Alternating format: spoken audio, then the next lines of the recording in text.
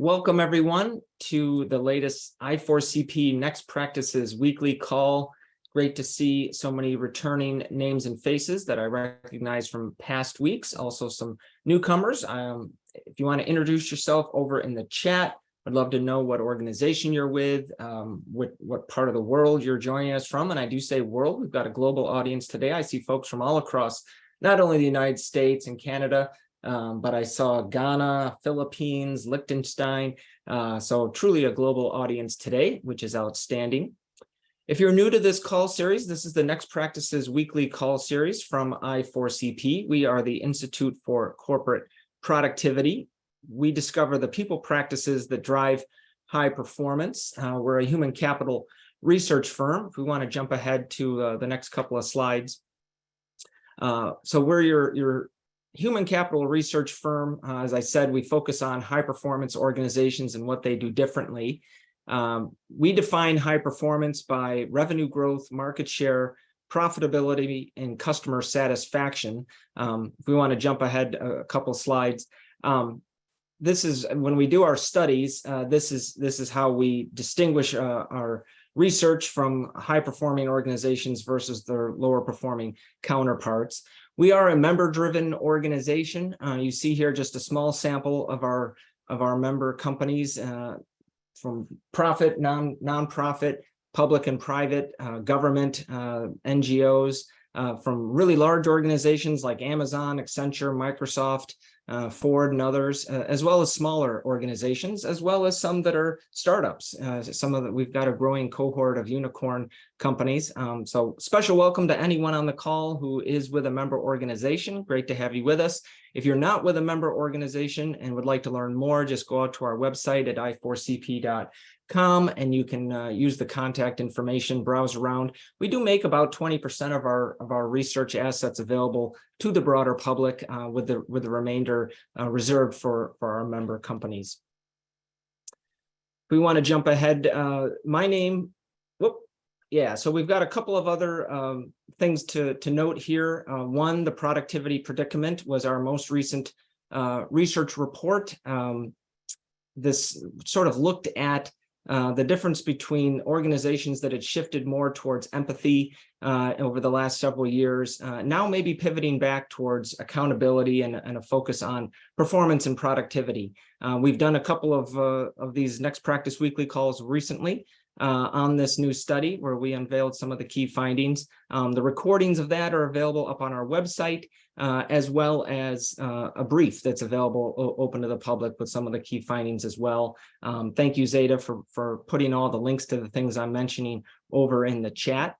Also wanted to plug our CEO, Kevin Oakes, and one of my colleagues on the research team, Catherine Brecken, will be giving 2 sessions at the upcoming HR Tech Conference, which is in October 10th through 13th in Las Vegas.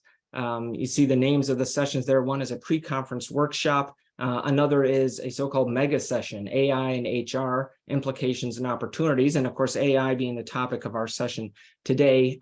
So if you use the code I4CP, you can get $300 off the all access pass. This is the big annual HR Tech Conference that's put on by Human Resource Executive Magazine. So we're happy to be partnering with them this year. My name is Tom Stone. I'm a senior research analyst here at I4CP. I co-host most of these sessions each week. Today, I'm happy to be joined by our Director for Research Enablement, Judy Albers. Good to have you with us, Judy. Hey, Tom. Good to be here. She's going to be leading us in just a moment through this wonderful topic of AI, particularly generative AI, that has captured all of our attentions over the past year or so. I think it was last November when ChatGPT, the latest version of it, sort of really hit the broader mainstream and got onto all of our radar. But before we get to that, just want to note that Next Practices Weekly, for those of you that maybe are new to this call series, it is weekly, every Thursday at 11 a.m. Eastern, 8 a.m. Pacific. You see some of the upcoming calls on the 17th. We'll have Debbie Shotwell, the Chief People and Culture Officer at Stack Overflow, a tech company, joining us. And then on the 24th, 2 of our colleagues, Kevin and Catherine, the 2 that are going to be at HR Tech that I mentioned, will be here to talk about the 7 habits of healthy cultures. We are also now doing some calls for our friends in Asia and in Europe at times that are more appropriate for them. So those are typically aren't on Thursdays, they're on other days of the week. And you see one of those coming up next week on the 16th for the APAC region. We'll be talking there about our productivity predicament study that I mentioned earlier, giving some of the key findings for those at that time that's more amenable for that part of the world. All right, I think that's all of the preliminaries. If we move on to the next slide, am I right about that? Yeah, skip over this slide for a second, please. And here we go. So Judy, I'm going to turn things over to you at this point, and we will get this rolling. All right. Great, Tom. Thanks so much, everybody. I think you decided, all 202 of you decided that you wanted to come here today because we all worry a little bit about, well, what should we be doing about AI? And should I be doing something about it even if my company isn't moving as fast as it seems like everyone else is moving? So one of the things that I love about working here at I4CP is that my whole job is research enablement, allowing people to figure out what actions they should take and giving you the tools and templates that might be helpful to you to actually take action. So I've thought long and hard about what HR leaders should be doing. We'll cover what CHROs should be doing. We'll cover what you should do if you're an HR business partner, if you are in a center of excellence. Like I spent most of my practitioner career in the Learning and Development Center of Excellence, but also other areas of HR, and then had a long consulting career in the learning tech arena as well. So I've sort of always gravitated toward the newest cutting edge technologies. And I have to tell you, Tom, I have not felt this way about the cusp of the change that we were on since 1998, since the internet arrived. And everyone at what that was then Bank One was trying to figure out how we could handle learning technology on our own, and nobody could figure it out. And I think we're at a similar point here where we all have to come together and share what we are finding out and what experience we're doing so that we can move the profession forward together, and so that we can do it in a responsible way. So we'll also talk about what the risks of AI are, how to manage them. We'll talk about use cases in HR in all of the different areas in HR. And then you'll probably, if you're like me, the more you learn about generative AI, the more you say, wow, this is my skill development goal for 2023. I need to upskill myself. How do you do that without getting overwhelmed? Because there's just a barrage of content out there right now. There is not as much practical, tactical, what can I do, as opposed to what are people writing and, putting on video that I have to absorb. So tempted to be the sense maker here. And what I created was an AI toolkit for our members that's incredibly comprehensive. Like, I want to say 30,000 words. I'm a little embarrassed to say that. It's definitely a term paper, and I worked that hard on it. But for all of you, whether you are an I4CP member or not, we've put together a summary of main points in the toolkit and then a collection of links, because I believe in not creating anything if it already exists. So I have curated that out of LinkedIn and all of the HR and AI experts that I've followed, and really tried to evaluate everything that comes through in terms of what is actually usable tomorrow. So I just wanted to show you that this slide is in your deck. Anytime I mention a resource, I just don't want you to feel like you have to quick write that down or take a screenshot or anything. All of you will get this deck. All of you will get every one of these links. And so you'll walk away with a mini toolkit if you're not an I4CP member. And if you are, you'll get the full toolkit.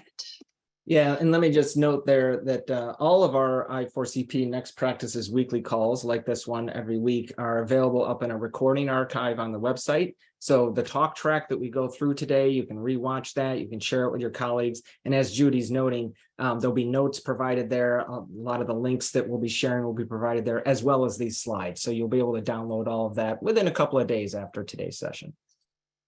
Yeah. That's right. So we're going to pause here, and I'll have Tom monitor the chat. But I'm just curious for folks to start entering in the chat. How much do you already know about generative AI? So far, I have yet to get more than a couple of people who really feel well-versed in generative AI, even though ChatGPT arrived on the scene in November of last year. Everybody's got a day job. You may or may not have access to these tools at work, and you may or may not have explored them on your personal devices.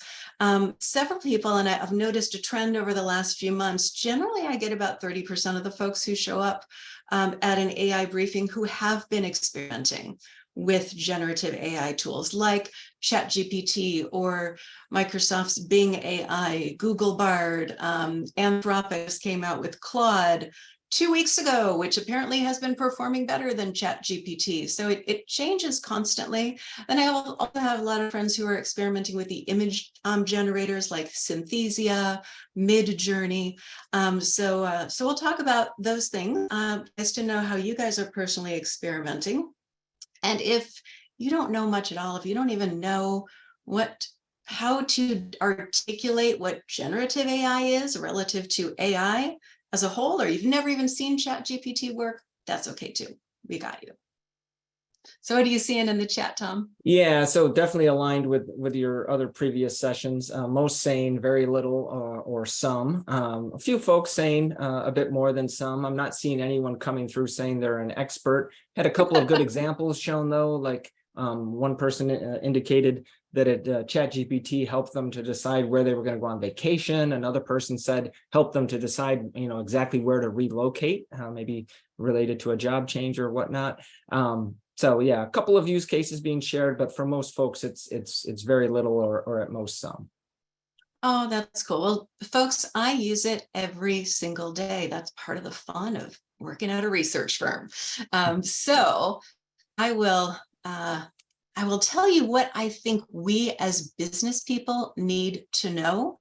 The first thing that we need to know is how generative AI fits into the larger picture of artificial intelligence. And I'm going to make a confession here. I actually worked for a company whose product was an AI-powered product, and I could not tell you whether it was machine learning or deep learning. It was just something that before generative AI, we didn't really talk about. We just sort of talked about AI nebulously. And I think that now, if we are going to start showing in conversations and speaking credibly, I'm going to give you some non-technologists definitions of these three things. I think the big thing that you need to understand is that generative AI is actually a subset of deep learning. That is a subset of machine learning, and that is a subset of artificial intelligence. So the next time you're talking about AI and someone says, oh, that's just machine learning, you're going to know what they're talking about. These are my good enough definitions for non-technologists, along with examples. So hopefully you can show up at the dinner table tonight and be able to talk about these. First of all, machine learning. That is, the most simple form of AI. And the way this works is that there are human practitioners, developers, they are training a machine learning system with both algorithms, and an algorithm is just a complicated math problem. So they're putting in these algorithms, and they're training the system with some data, but the system also needs our data in order to get more accurate. And so I think about how my Netflix queue looks very different than my daughter's Netflix queue, that looks different than my son's Netflix queue. It's because the data on what we have watched has trained the system to know more and more about us and actually get better at predicting. So Netflix recommendations, if you have a learning experience platform that makes content recommendations and it says it's AI powered, it's probably machine learning. And now that there are so many types of AI, it's really important for us as consumers of it, as business buyers and users, to understand what type of AI we're talking about, because it really does make a big difference in terms of how it works, what the risks are, what you need to know about it, and also explain how sophisticated this technology is that you're working with. So machine learning, it's like Netflix recommendations. Deep learning is a form of machine learning, and it's more like self-driving cars. It would be terrifying if I got into a self-driving Uber and it had to get to know a little bit about me before it could drive correctly, before it knew how to change lanes or stop when someone in front of me stopped. So self-driving cars are pre-trained, and they're using a different form of training. Instead of algorithms, they're also using this thing called an artificial neural network. And I'm gonna say that again, because it's really important that even though it's called a neural network, which is a network patterned after the neurons in our brain, it's artificial. It's not mimicry of the neural networks in our brain. It is a far, far, far less sophisticated thing that we're calling a neural network because that's what it's patterned after. But what deep learning does is it basically learns from examples and it's able to make sense of patterns. And so that's how it's able to sort of understand the rules of driving and do the right thing when unexpected things come up in terms of driving. So self-driving cars, a really good example of deep learning. The difference between deep learning and generative AI, because again, generative AI is one form of deep learning. So it does everything that you see above, plus it actually creates new content. A self-driving car does not spit out Matchbox cars or bicycles, but a generative AI program will actually, you'll put something in, you'll put in text or instructions to make an image, it will create something wholly new. The way that it is creating them is not by being a creative entity. ChatGPT, generative AI, doesn't have creativity, but it does do these really complicated statistical analyses. And so it predicts the most likely word, phrase, pixel, audio byte. That's how it does what it does, by super complicated statistical predictions. And I think that's really critical because people don't get it. People think that AI is progressively becoming more human, and the journalists aren't helping. Right. The headlines make it seem like we're increasingly close to true general artificial intelligence. But I think your line here below the table is really important. These forms of AI aren't actually thinking. They're matching patterns based on probability. Mm-hmm. And then in particular with generative AI, it's critical to understand that they're coming up with the next statistically most likely word, pixel, whatever it might be, based on what you've asked it to do. Yeah, because you know what? So many of us might have tried it once and gotten results that were wrong or shallow or weird or outdated. And we think, oh, the AI isn't there yet. It got the answer wrong. Well, it wasn't programmed to give you right answers. It was programmed to give you the statistically most likely thing. And so if I live in Valparaiso, Indiana, it's statistically likely that I went to Indiana University. ChatGPT might say that I went to IU because so many people who live here did, but actually I didn't. And so that's a really good example of the kind of wrong answer that ChatGPT can give. It can also give you really shallow answers. Like you might ask it a shallow question and it gives you a lot of words that mean nothing. We all had professors who did that. You know what I mean? It's just, you can talk and talk and talk and not say anything. And so you'll have moments like that too. You might get weird answers. And I put my first Mid-Journey image up here as a really good example of weird. So we were, Tom and I, on our research team chat, Lori was going out for vacation. She said, does anybody need anything? And Molly says, oh yeah, I want a pony and I want roller skates and some red licorice. And I had just discovered Mid-Journey. So I thought, oh, I'll be cheeky and see if I can make a pony on roller skates with red licorice. And what a weird image that I got. And which is, there's so many things about this unicorn with teddy bear arms, with kind of a severed leg, and roller skates that have a flat wheel. And I mean, there's just, and the red licorice, I don't even, whatever. I suppose you can wear it. But it's a really good example of all of the things that can go wrong. You know what? None of that was because Mid-Journey isn't working. It was because of the prompt that I put in. So when you say to yourself, is it the AI or is it me? Usually it's me. Usually I would it's love us. to see, I would love to see this image go viral as the archetype of a weird AI response. I think it has potential there. It's kind of creepy. And it apparently resembles the exact same face as the unicorn on the Squatty Potty commercial. So should probably move on. I can't have a webinar without saying something mildly inappropriate, Tom. So let's talk about what generative AI can do.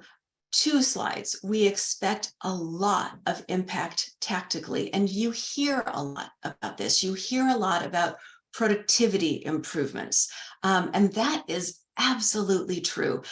We, especially for knowledge workers, some of the other forms of AI, like machine learning, deep learning, they will automate things in factories, in distribution centers. Like Kroger has a distribution center that has robots picking the groceries for your online order and sorting them all into pallets and deliveries. Robots can do that. That's not generative AI. It's knowledge workers, like anybody who works in human resources or sits at a computer, where finally we have AI that's automating what we do. And honestly, it's automating the things that are just as mundane as picking items off the shelf and putting them on a pallet. And so we need to think about, well, what are the mundane things that we do every day? When people get a chance to use a virtual assistant, we are seeing 30 to 40% productivity improvements and happy knowledge workers, because they said that's the stuff I hated to do anyway. Nobody wants to take a PDF and turn it into a PowerPoint document and fiddle with, which I did for today's session. So the steam, what is it, Tom? The first industrial revolution with the steam engine increased productivity by 25%? Oh, I don't know. I don't know the percentages, but everyone's talking about we're now entering the 4th revolution. We had the first industrial revolution. We had computers with semiconductors. We had the internet, and now we have this age of AI. Yeah, it's really true. Now, here's the thing that a lot of people don't realize about generative AI is that it also enables us in HR to solve problems that have been so hard to solve before. And Tom, especially, you've done a ton of research on skills development. And the thing that makes it difficult for companies to figure out what skills they have and match up jobs, opportunities to people based on what the skills they have, is that what skills I have, that data lives all over the place. It's not clean. It's not in a data dictionary. It's not been scrubbed. And if you've ever had to scrub a data dictionary, it's painful. But now with generative AI, not only does it create new things, but that pattern matching that it does, it's so the creating new things, it's called the generator part of generative AI, but the pattern matching part is called the discriminator. It is able to look at massive, massive bodies of open-ended data, 10 incredibly messy spreadsheets, plus 3 databases, plus a connection to my intranet where I wrote some skills down once upon a time. All of this stuff that's all been just written down, generative AI can make sense of that. And so we can start to make data-driven decisions all of the times that as a practitioner, you have thought to yourself, I need to get a report on that, but it's too hard. I have this question in my head, but then I get told that the data isn't clean enough and I can't get the answer to it. All that's going away with generative AI, which is one of the reasons why we all need to get prepared, because it's going to allow every single one of us to just query data in plain English. Yeah, and you're right. I've Yeah. done a lot of research on internal mobility and skills databases and things like that, and using these technologies to not only scrape the data from all these different sources as you were describing, but then to spit out, to generate a list of what it purports your skills or your capabilities to be. Now, at that point, you still need the individual and likely their manager to review it. I think it likely gets you sort of 80% there. But then as we saw with that image of the unicorn, it's probably not going to be perfect. And so you need to review and verify, but it's a huge time saver. And that speaks to what a lot of these both tactical and strategic benefits of using these technologies provide. It's the old trifecta of time, cost, and quality. We see often, headlines saying that these technologies will eliminate jobs, and that is one possibility. In some areas, you may not need 20 people in a job role, you'll only need 10 going forward. And if the organization values the cost savings the most, that's what they'll move forward with. But I think more often, to your point about our skills being augmented and us being more productive overall, people will instead look at the time and the quality factors of that trio and say we can get things done faster, or we can get things done at the same cost, at the same speed, but just get higher quality output. So I think organizations will look at all three of those, which is nothing new, always looking at time, cost, and quality when you're judging productivity of anything, and figure out the right balance of where they want the benefits to come from. I think you're right. I feel hopeful about generative AI for us knowledge workers, because I think it is, in many ways, it can help us with the massive problem of burnout caused by cognitive overload. We're all on such information overload. There will be companies that behave really badly, like the one in China. There's a game developer in China that laid off all of its artists because it said generative AI can do that. And they're getting images like my unicorn, right? So they're hiring back some artists at a lower level to say, can you just fix the legs, do this? Well, that is going to erode their quality so fast. It is not sustainable. It's a really bad idea. But there might be people at your company who have equally bad ideas. And the more you know as an HR professional about AI, the more you can talk credibly about it. You can help people avoid those incredibly bad ideas. You don't want to be just left having to execute some decision because you didn't know enough about AI to, recommend a better decision. I think IM's doing it really well. They put a freeze on hiring for open positions. They're not laying anybody off. They put a freeze on hiring for open positions, and they said, let's just, before we hire, see which of these tasks can be done by generative AI. So maybe we were going to hire 4 people and we could hire 3 people instead. And it's not going to put everyone who's left with the same amount of work. No, everybody's not having to pick up the slack, for that one person who was here before and isn't now. So yeah, I do think that there is a way for us to really handle it well. Compliance, intractable culture issues, all of these are really, really important. Mastery. The thing that I think is fascinating about AI, and this is even just, machine learning, is that you can actually find out what people know and don't know. And you can teach them only what they don't know and bring them up to mastery. One of the folks that we discussed in the toolkit is Cameron Hedrick at Citibank. Cameron's the Chief Learning Officer. Sorry, it's Citi. I'm an old banking person. I may never change. But Cameron at Citi is essentially saying, if it matters to the bank that we know what other people know, that we know what the workforce knows, we're going to use AI-powered learning so that we can track this. And boy, my entire career as a learning professional, that was the thing that I couldn't solve. And it's solvable. All right, so let's get into what people should be doing now. So like I said, I've got 3 slides here. Let's start with, if you are a chief people officer, you've got a dual role. You are both the people advisor to the C-suite and the head of a function full of knowledge workers.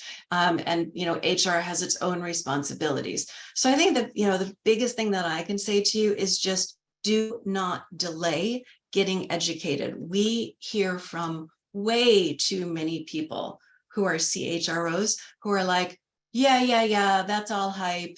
It doesn't work as well as the hype would indicate, and I'm just going to wait until legal approves it. I'm not even going to think about generative AI until legal approves what we can use here.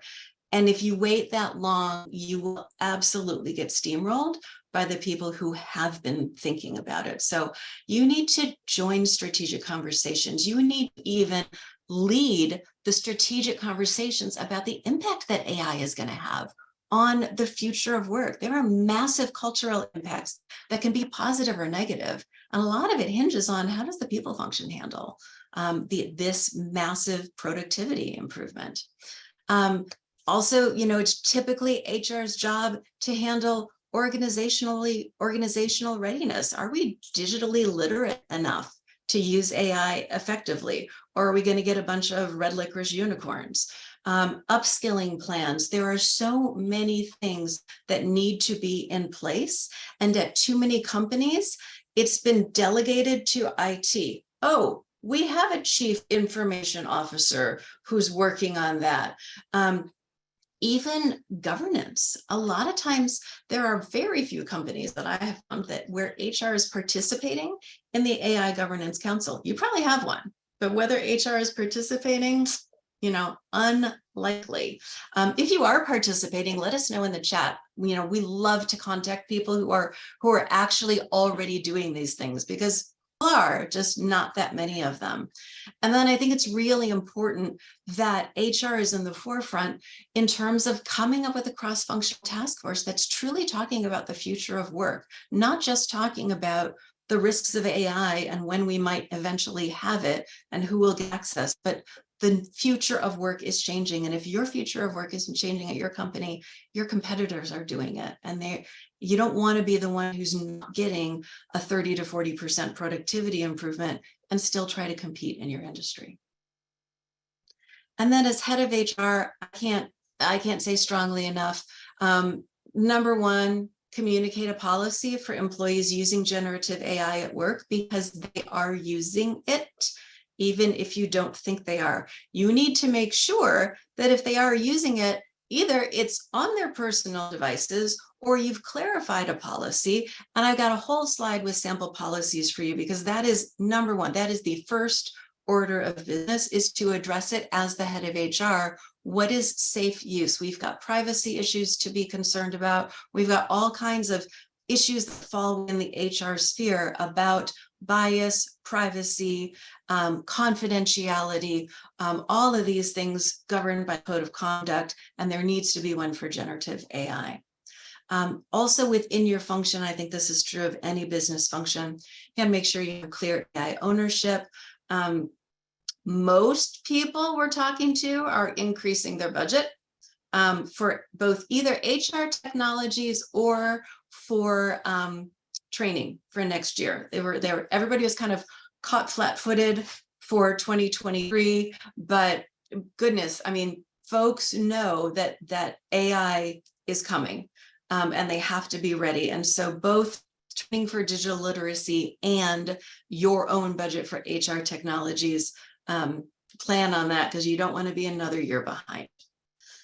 Strengthen your relationship with IT. If you're not already best friends with IT, now is the time, because it's HR and IT that are going to impact the future of how work is done in your company the most. Obviously, some other things, aligning your people strategy with the business's strategy. You're doing that anyway, but align it with the business's AI strategy. If you don't know what that AI strategy is, you need to find that out. And so hopefully I've convinced you of what an important, how important it is for us to be taking action on this right away prior to your legal department approving specific tools. Yeah, this is a great overview, great bullet points here. And I just want to remind those of you on the call that are full members of I4CP, the full AI toolkit that Judy created goes into greater depth beyond even in the language that she just shared for each of these points in the toolkit. So be sure to download that. It goes into far more examples and discussion, particularly of the how of doing each of these, with some advice that we're not able to share today. So, Tom, that is true. In fact, here's an example. So like the difference between today's mini toolkit and the full toolkit is in the full toolkit, if we say put a policy in place, then we also say, here's how to do it. Here's examples from different companies of different sizes. Here's some stuff, here are guidelines. And when I have shown this to the sort of the trailblazers within our member companies, what I'm hearing is things like, oh my gosh, our AI council is talking about that next week. I'm going to send this to them immediately. I'm going to copy and paste this, and I'm going to send it to them immediately. Or, oh, I wish I'd had this for the hackathon that I just did on coming up with usage scenarios for AI. So even if you're not an I4CP member, this is all you need in order to come up with a good, solid policy for employee use. And trust me, I've done hours and hours of sifting through all the boring, not useful crap out there. So that was a great discussion of what the chief people officer and other top HR leaders need to focus on. I know we want to talk also about HRBPs and also our centers of excellence. We do indeed. So for an HRBP, you're sort of like the chief HR officer for a business. So it's all of the above on the previous slide. But I also think it's really important for you to look into your peer organizations. What are they doing with AI? What are people talking about? It's amazing. If people are using AI, especially within HR, they're probably talking about it in the industry. So I've seen a lot of activity, obviously way more activity in tech functions, way more activity in professional services. PwC, for example, is putting $1 billion into training for generative AI. And they made that budget, they added that budget item in the middle of this year. So halfway through 2023, PwC, professional services, they were like, yeah, our business is so competitive. I think you saw the McKinsey investment too, Tom, and it was pretty high as well. Pretty sizable, that's right.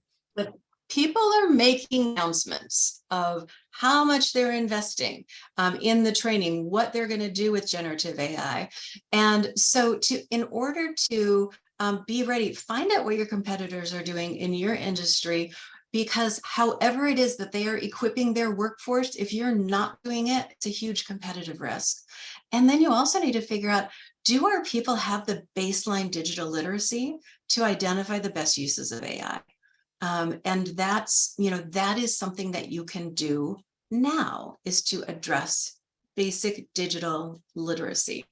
I've even put in an example, and I thought about how good this would be for HR business partners, you also need to just start using these tools yourself, because the more you use it, the more credible you will feel, and the more everything else that I'm saying here will fit in your own sort of tree of knowledge. What I did yesterday was I got a text from one of my friends, a former job, and she said, you know that weird thing that happens in consulting where the consultant throws the company under the bus because they want the client to like them, and so the company's reputation is getting hurt. She's like, I don't even know how to search for an answer to what to do about this. And I thought, that is the perfect job for ChatGPT, which I have access to. So this coaching conversation, I actually put a link in here to the query, the prompt that I put into ChatGPT. And what I said is I laid out the situation, just like my friend laid it out for me. And I said, could you script a coaching conversation for me using the Crucial Conversations model? And I know that model, and I always sort of struggle to figure out what I would say. And this script was brilliant. So then I thought, well, our friend Colleen, she likes clear leadership. That's another excellent model. So I said, could you do the same script, but now according to the clear leadership model? Check out this coaching conversation. It is not shallow. It's deep. It is a really good example of the perfect application of generative AI in text form, because it's a body of knowledge. There's a model that it can follow.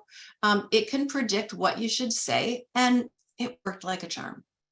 Yeah, and I'm not surprised that those two examples, the clear leadership and crucial conversations, since there's so much out there on both of those, it's pretty well established what they are, how to go about following them. All the training that ChatGPT or other large language models would have gotten would produce pretty solid results.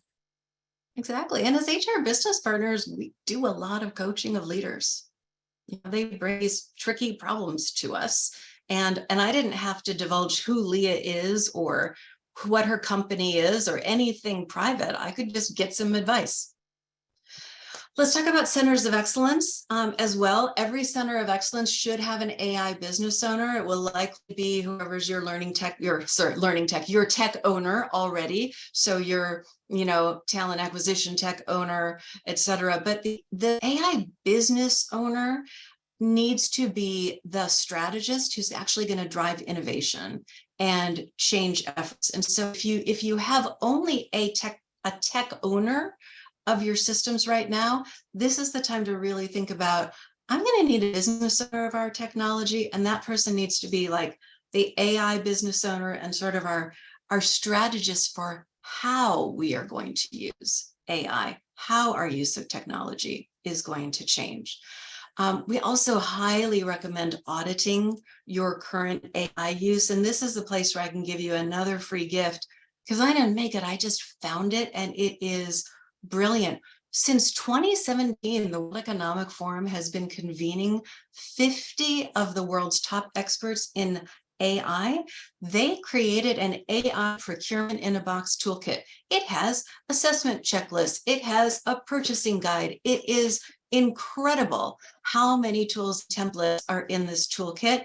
The same thing, I've talked to leading edge practitioners, and they're like, I researched this for 3 months, and then have you seen the World Economic Forum's toolkit? And everyone who's found it is so thrilled with how many months of effort it has saved them. So definitely check that out.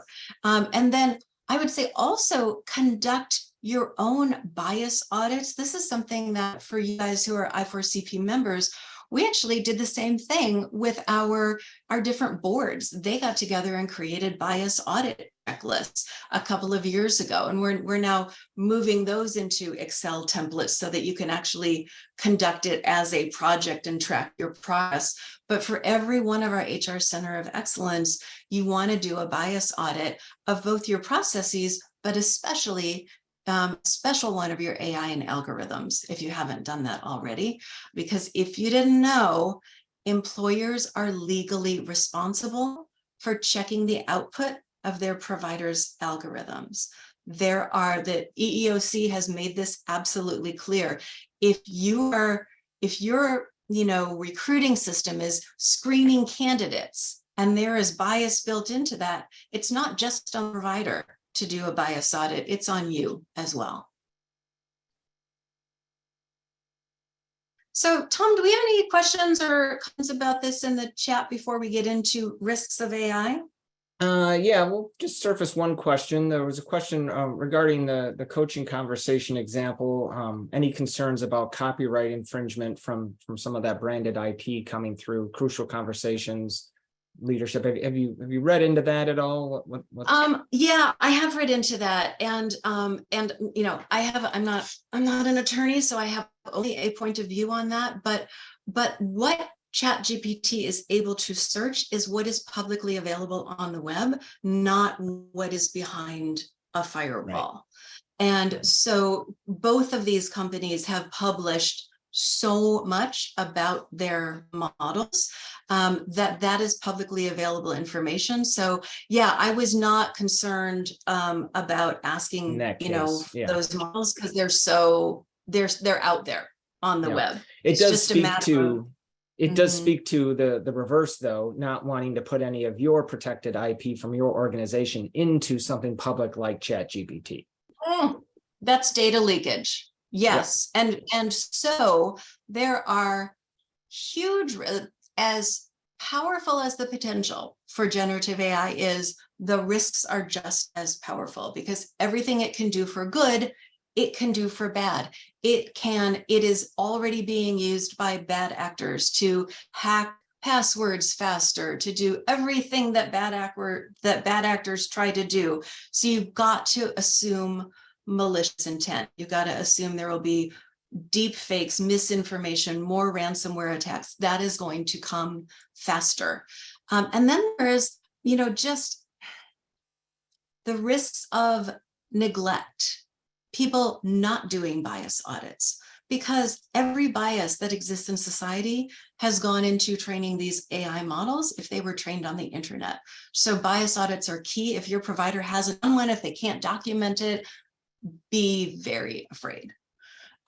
Data leakage is what you were talking about, and there's a really well-known case with Samsung where some of their coders, because code is a language, and so people put in their code into a generative AI tool and say, can you fix my code? Well, some of their developers were actually putting in Samsung proprietary code, and if you put that into a consumer-facing application, you are releasing that code to anyone who runs a similar query.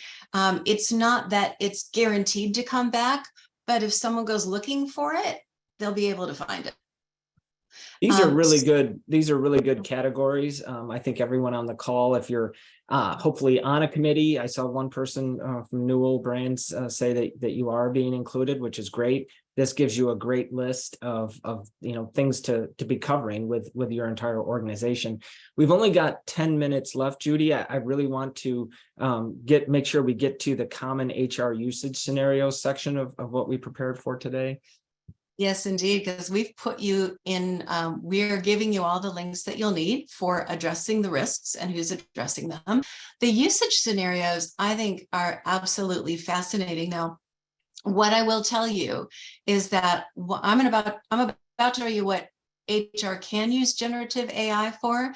And our most recent study, which is going to be released in September, what we have found is that only 5% of the respondents are actually using generative AI in their HR functions. About 17% are experimenting. Everybody else is like preparing to experiment, or there's, about half people, there's nothing going on. But this was really critical. 52% of respondents who are HR practitioners are not confident in HR's readiness to contribute to the AI strategy. And that is what we are here to address today. Now, here's some HR usage scenarios. You can scan these because, again, we're giving you a resource that lists them all. You'll get it both in the slides, and then you'll also get it as a one-page PDF. Whether you're an I4CP member or not. But when I talked about all those mundane tasks that can be automated, all of those strategic problems that have been really hard to solve for ages, these are the kinds of things that generative AI can do. So every time you get into a strategy conversation in your area and people start saying, we can't do that, it's really important for you to know, actually, we'll probably be able to do that, and pretty darn soon. Yeah, the second column on the previous slide, talent development, I did a deep dive on that in a recent article, as you know, Judy. I looked at the Yes. instructional design role. Not everything in the list you had were tasks that IDs do, but many of them were. And I sort of broke down, I sort of deconstructed that job role into the typical tasks, 8 or 9 of them, that an ID will do over time on a project. And I have experience in that area. I started my career 20 years ago as an ID, so it was a little bit of a trip down memory lane for me. And as I was writing it, I was just thinking, geez, my life would have been so much easier back then if I'd had generative AI to get me going, to instead of starting with a blank page and a subject matter expert that I didn't understand or even know what questions to ask of. If I could have used these tools to help me along the way, it would have really helped. So maybe Zeta in the background here can look up the link to that article, because that is one that we made publicly available for folks as a deep dive into just one job role. Let's definitely add that to the notes.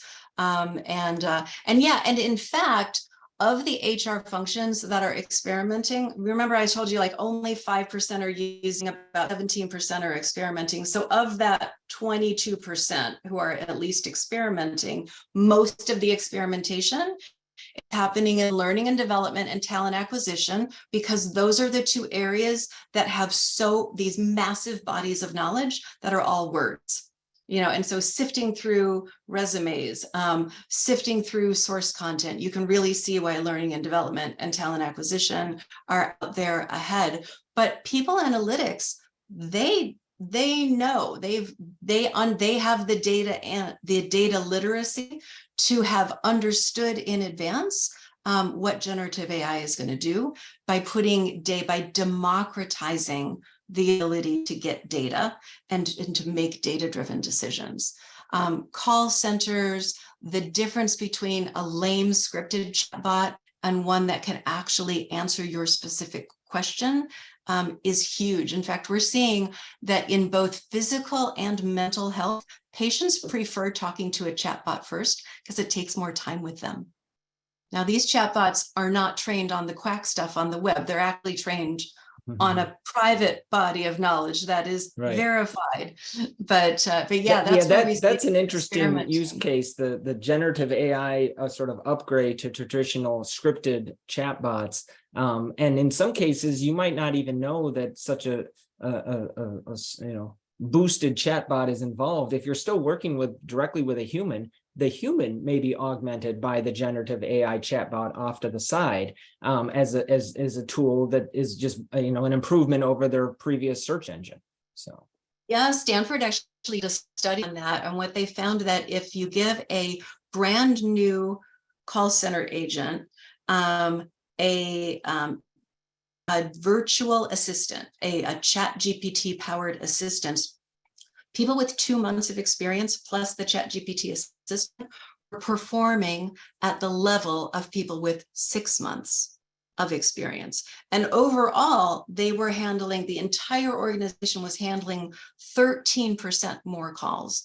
Now, I know that my colleagues at Chase Call Center, when I was in banking, they would tell me that every single minute that people are off the phones cost us $1 million. And so 13% improvement, that is unheard of. That ROI is absolutely crazy.